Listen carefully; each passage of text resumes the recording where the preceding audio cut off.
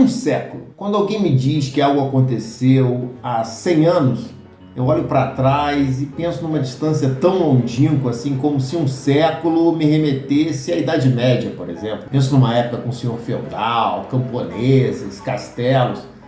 Mas um século atrás, se formos ver bem, vamos cair nos anos 20 do século 20. Já existia cinema, mudo, mas existia. O rádio acabava de ser criado, os automóveis estavam circulando. Era uma pequena elite, mas estavam.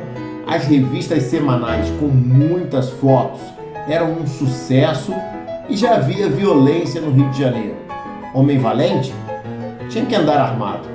Hoje vamos conhecer a história de Valdemiro Silva, filho de mãe solteira, nascido em Bangu, numa época em que o bairro estava começando a sua urbanização, em 3 de abril de 1897. O tecelão morava na rua 12 de Fevereiro e, ao mesmo tempo, começou a se aventurar no futebol. Em 1918, foi lançado como ponta direita. Logo em sua 4ª partida, marcou 2 gols que deram a vitória ao Bangu sobre o Mangueira na Rua Ferrer. Em 1919, porém, virou reserva. Para não ficar de fora, mudou de posição. A partir de 1920, foi jogar no meio-campo e se tornou titular absoluto. Aos domingos, Valdemiro molhava a camisa, corria o campo todo, tentando dar ao Bangu mais uma vitória e mais um motivo de orgulho para sua mãe e sua irmã, que iam assistir às partidas.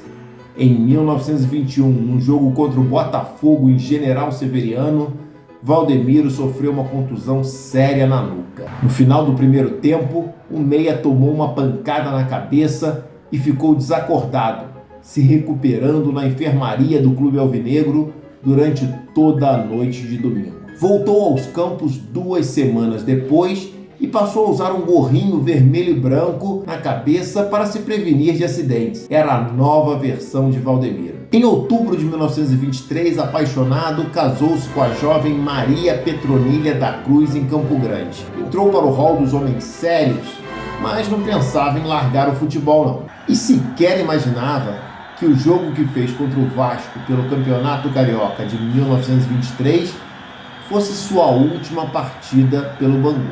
Valdemiro cuidava bem de sua mãe e era extremamente zeloso com Júlia, a irmã mais nova. Isso fez com que ele ficasse desconfiado de outro tecelão, o vizinho Pedro de Freitas, de 31 anos. Valdemiro, na verdade, estava indignado com Pedro China, que teria desviado sua irmã.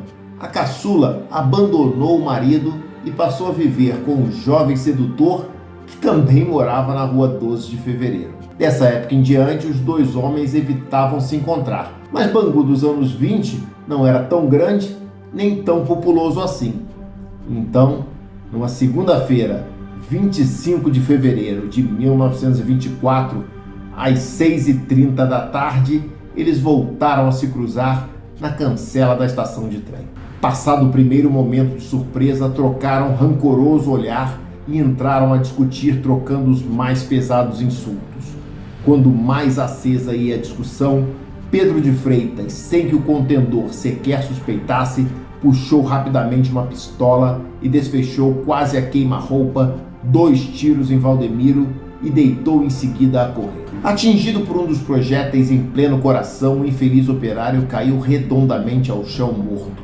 Não teve tempo sequer de gritar por socorro para que prendessem o seu agressor. Entretanto, alguns populares que assistiram à discussão e depois à agressão saíram no encalço do assassino aos gritos de "pega, pega", conseguindo prendê-lo quando já se achava próximo daquela estação. Casada por apenas 4 meses, Maria Petronília virou viúva. Valdemiro, de 26 anos, foi enterrado na terça-feira e os funerais foram custeados pelo Bangu Atlético Clube. Pedro teve 2 julgamentos.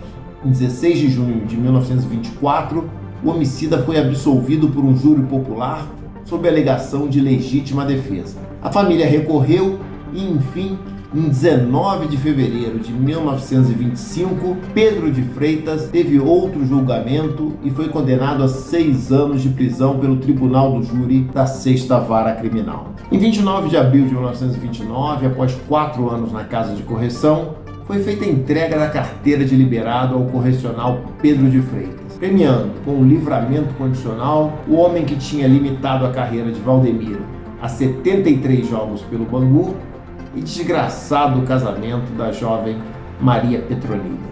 História trágica, porém real, está completando 100 anos agora em 2024. Na época, prendeu a atenção dos moradores de Bangu e privou o Bangu de continuar com seu ótimo meio-campo por mais uma temporada, ele que já jogava no clube desde 1918. Pois é, acho que esse é o desafio do canal, trazer histórias do passado para o presente, ilustrá-las, mostrar para vocês como era o bairro, como eram os personagens, como era o clube em todas as épocas de sua vida. Que bom que vocês estão aqui. Quem ainda não se inscreveu, pode se inscrever no canal. Obrigado.